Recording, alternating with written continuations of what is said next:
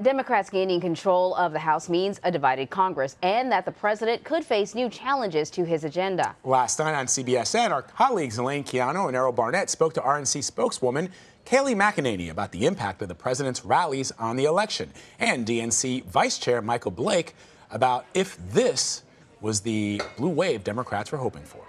I would first say there has been a blue wave. It's not just in what happened in the House, which we obviously took back the House, but let's also talk about the governor's races that we were able to pick up across the country. You look at Michigan with Gretchen Whitmer, you see in Kansas, you see the great progress has been happening, and we flipped back control in the state Senate in Colorado. We flipped back control in the state Senate here in New York. So we've definitely had progress itself. You know, look, but we can't ignore the fact when you see what happened in Florida and you see what happened in Georgia, it is disappointing because it is clear that dog whistles prevailed in those states in that manner. But that said, we have more progress that we have to make in the country, but we're definitely excited we have taken control back of the House. Prior to this evening, we noticed in our RNC data that when the president would rally, there would be quantifiable shifts in the polls, and it would be almost immediate. So he would rally, we would see movement towards our GOP nominee. We wondered, will this bear out in the actual results? It certainly did when you consider the states you mentioned. Marsha Blackburn was down by 5 just weeks ago. The president rallied, she's up by 14. She ended up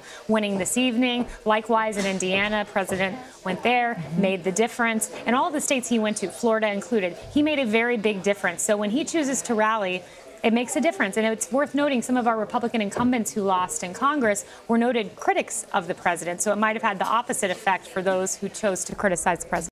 All right, with us now for the future of both parties, our CBS News contributor and Republican strategist, Leslie Sanchez, as well as CBSN political contributor and Democratic strategist, Lynda Tran. Good to see you guys again.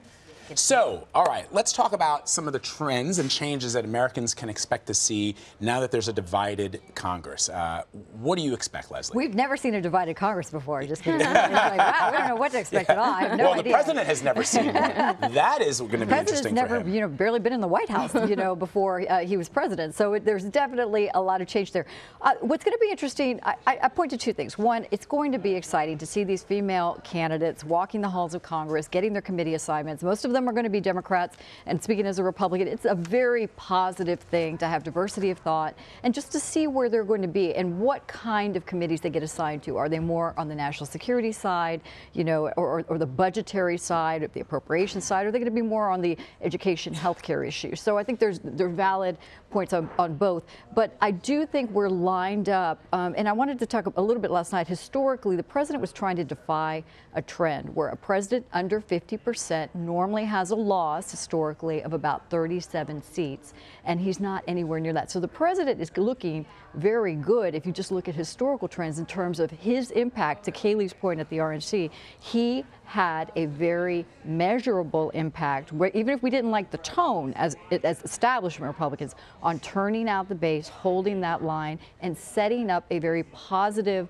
looking geopolitical map for 2020. What Michael Blake said there to explain, the loss in Florida and what is a very, very, very tight race in Georgia is that dog whistles prevailed. I want to ask you, Lynda, is it dog whistles prevailed, or, voters are really not into a more progressive candidates that the Democrats have sort of decided were going to be their star candidates? Well, before we even get into the dog whistles, we just have to remember we're talking about Florida and Georgia. These are places where Democrats are always going to be faced with challenges or have historically been faced with challenges. But the dog whistles he refers to have been playing out in the media over the past several weeks. We heard about these racist robocalls that played in both states. We've seen tweets and comments about monkeying around and thieves and things like that. I mean, there's no question that race has been brought into play. And you've got a president who, as part of his regular playbook, is fear-mongering.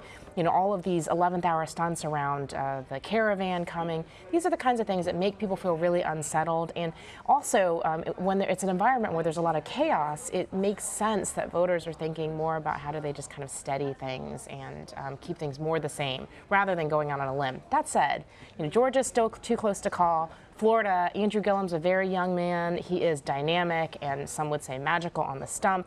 I do not expect that's the last we've seen of him. So can we talk a little bit about some of the first, and I was writing them down last night as they were coming in.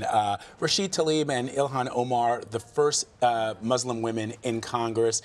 Deb Harlan and Sharice Davids, first Native American women elected to Congress. Abby Finkenauer and Alexandra Ocasio-Cortez, we've been talking about her, the youngest woman ever elected to Congress. Ayanna Pressley, the first Congresswoman, African-American in the state of Massachusetts. This is, I mean, think back to our American history. Crispus Attucks, one of the first people killed in the Boston Massacre before the American Revolution. And finally, they get an African-American woman congressman. Jared Polis, the first openly gay governor in Colorado. You've got Veronica Escobar and Sylvia Garcia, the first two Latinas in Texas. Yeah. This is kind of seismic. And I think, you know, what's interesting about all the stuff that you listed there, not to mention sort of the large number of women, is that we're talking about both parties, on both sides. Yeah, for sure.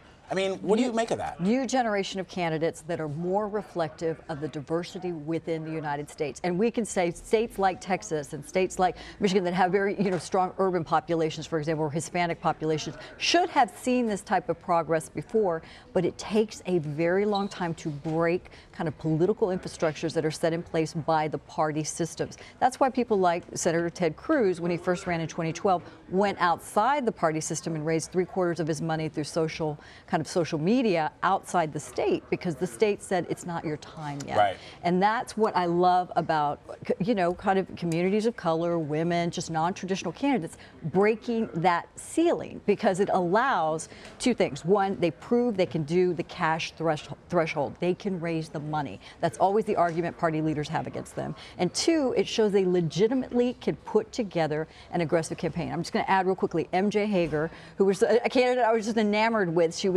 She lost in the Texas 31, again, a very Republican red Texas district. She won the Republican county, Williamson County, and almost won that seat by like 3,000-4,000 votes, which is astounding because she's this Democrat, Army veteran who went to Afghanistan with a Purple Heart. But she had all those Republican women, suburban women, who were frustrated with basically the president's actions, vote for her. Yeah. So there's a lot of change women particularly had on all these ethnic candidates. Ilhan Omar is going to be from Minnesota. I mean, to see that there will be a Muslim American woman wearing a hijab in the halls of Congress for the very first time in America's history, no matter where you stand on the political divide, you've got to sort of take heart that the promise of America is still very strong in a lot of these districts, Lynda. Unless you're Representative King, people who are hanging on to the vested. But he barely, he barely made it. So I think it begs the question, though. So there's different people. Is there going to be a different conversation? Just because you have brown faces or female faces doesn't necessarily mean that anything, business as usual could continue, or could it?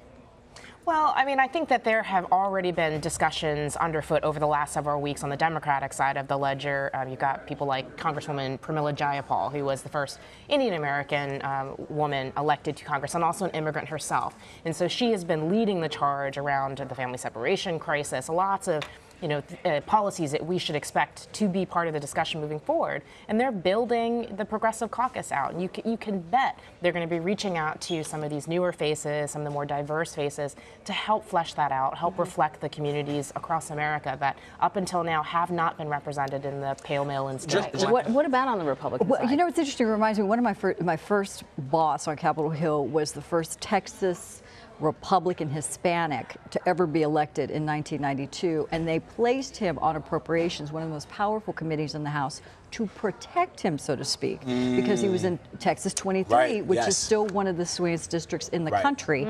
But you needed to be able to, kind of bring things back to the district, and appropriations is the money-making one is definitely the place to be. So it's a very sophisticated effort in terms of committees. Right. So interesting, man. I wish I could have you guys here for the entire hour with us. Okay, we'll do it.